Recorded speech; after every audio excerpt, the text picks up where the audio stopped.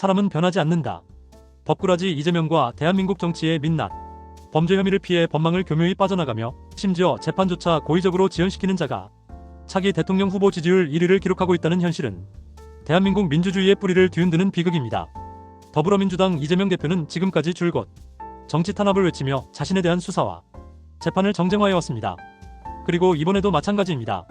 항소심에서 공직선거법 위반 혐의에 대해 무죄를 선고받았음에도 불구하고 대법원 상고심에 필요한 서류를 일주일 넘도록 수령하지 않으며 또다시 재판 지연 전략에 들어간 것입니다. 사람은 변하지 않는다는 말이 있습니다. 이재명 대표는 처음부터 지금까지 일관되었습니다. 법과 제도를 정면으로 무시하거나 교묘히 회피하며 모든 책임을 타인에게 전가하는 태도.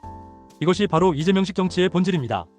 그리고 이런 인물이 야당 대표라는 사실, 대선 후보로 유력하다는 현실은 이 나라 정치의 수준을 적나라하게 보여주는 민낯입니다. 이재명 대표는 최근 공직선거법 위반 사건에서 2심 항소심에서 무죄를 선고받았습니다. 그러나 이 사건은 검찰의 상고로 대법원 심리로 넘어간 상태입니다. 대법원은 지난달 31일 이 대표에게 상고심 관련 소송 기록 접수 통지서와 상고장 부본 등을 보냈으나 이 대표는 이를 일주일 넘게 수령하지 않고 있습니다. 결국 대법원은 집행관을 통한 특별송달이라는 이례적인 절차를 통해 인편 전달을 시도하고 있습니다. 이는 법원이 송달 거부나 의도적 회피로 판단될 수 있는 상황에서 취하는 최후 수단입니다. 이쯤 되면 묻지 않을 수 없습니다. 대법원 문서를 일주일 넘게 수령하지 않는 이유는 무엇입니까? 이 대표는 이미 항소심이 시작될 때도 이사불명, 패문부재 등의 이유로 2차례나 서류 수령을 회피한 전력이 있습니다. 법정에 나가는 것을 두려워하는 정치인, 법을 이용하되 존중하지 않는 정치인. 이것이 대한민국 제1야당 대표의 모습이라면 우리는 어떤 정치 현실 속에 살고 있는 것입니까? 이재명 대표의 사법 리스크는 단순히 개인의 문제가 아닙니다. 그를 보호하기 위해 더불어민주당이 벌여온 방탄국회의 행태는 한국 정치사에서 가장 수치스러운 장면 중 하나로 기록될 것입니다. 체포동의안이 국회에 상정될 때마다 민주당은 정치 탄압, 검찰 독재라는 프레임을 걸고 조직적으로 방어막을 쳐왔습니다. 이 대표는 자신에 대한 수사를 받으면서도 민주당 당대표 자리를 고수했고 심지어 체포동의안이 통과될 위기에는 의원총회를 통해 집단행동을 유도하며 국회의 권한을 정당 사유화했습니다. 법 앞에 평등해야 할 국회의원이 그것도 당대표가 국회의원을 불체포 특권의 도구로 삼아 자신의 사법적 책임을 회피하려는 모습은 국민을 철저히 배신한 것입니다. 더 이상 국민은 정치보복이라는 말장난에 속지 않습니다. 국민이 원하는 건 법과 원칙에 따라 모든 이가 똑같이 책임지는 정의로운 사회입니다. 이재명 대표는 과거 사이다 발언으로 유명세를 얻었습니다. 언론과 여론은 그를 기존 정치의 염증을 느낀 국민들의 대안으로 포장했습니다. 그러나 시간이 흐르며 드러난 것은 정작 그 자신이 가장 교활한 구정치의 상징이라는 사실입니다. 대장동 개발비리, 백현동 특혜 의혹, 성남FC 후원금 의혹, 쌍방울 대북 송금 사건 등 혐의만 해도 차고 넘칩니다. 그는 매번 나는 몰랐다, 부하의 일이다, 검찰의 음모다라며 본질을 회피해왔습니다. 그리고 가장 효과적인 방법은 시간 끌기였습니다. 이번 소송 기록 미수령도 그 일환일 가능성이 농후합니다. 재판이 늦어지면 여론은 식고 피로감이 누적됩니다.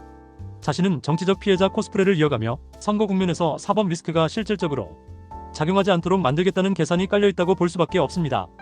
더 큰 문제는 이러한 인물이 여론조사에서 대선 후보 지지율 1위라는 사실입니다. 많은 국민은 묻습니다. 어떻게 이런 일이 가능합니까?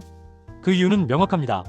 제1야당 대표라는 지위에서 오는 프리미엄과 무엇보다 보수 진영의 무능이 만든 결과입니다. 국민의힘은 윤석열 전 대통령 탄핵 이후 아직도 계파 싸움과 경선 룰 싸움에 몰두하고 있습니다. 친윤과 비윤, 김문수냐, 한동훈이냐, 중도냐, 강경보수냐, 이런 논쟁 속에 국민의 목소리는 실종되었습니다.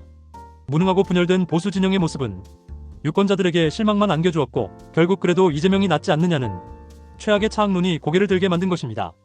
정리해보면 이재명 대표는 지금까지 줄곧 법을 무시하고 교묘히 빠져나가는 법꾸라지 정치인의 전형적인 모습을 보여주고 있습니다.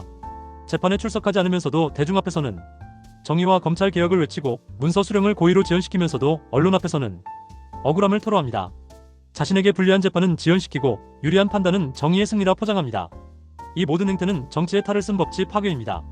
그리고 지금 대한민국은 이런 자가 대선 후보가 되어 국민의 선택을 받을 수 있는 구조적 문제에 직면해 있습니다.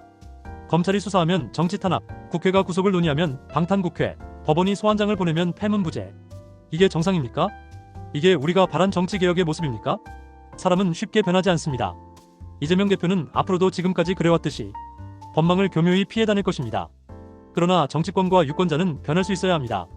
보수 진영은 이재명의 비정상을 공격하기에 앞서 자신들의 무능과 분열을 먼저 돌아봐야 합니다. 통합하고 도덕적 리더십을 세우고 국민에게 희망을 줄 수 있는 인물을 앞세워야 합니다. 국민도 마찬가지입니다. 더 이상 그나마 낫다는 이유로 피고인을 찍어주는 일은 없어야 합니다. 진짜 정치개혁은 책임있는 투표에서 시작됩니다. 법을 우롱하고 사법 시스템을 악용하며 끝없이 자신만의 피해 프레임을 만드는 이재명 대표는 더 이상 야당 대표라는 지위에 안주할 수 없어야 합니다. 국민의 분노가 행동으로 이어질 때 대한민국 정치의 민낯을 바꿀 수 있습니다. 우리는 법꾸라지를 대통령으로 만들 수 없습니다. 이제는 진짜 변화를 선택해야 합니다.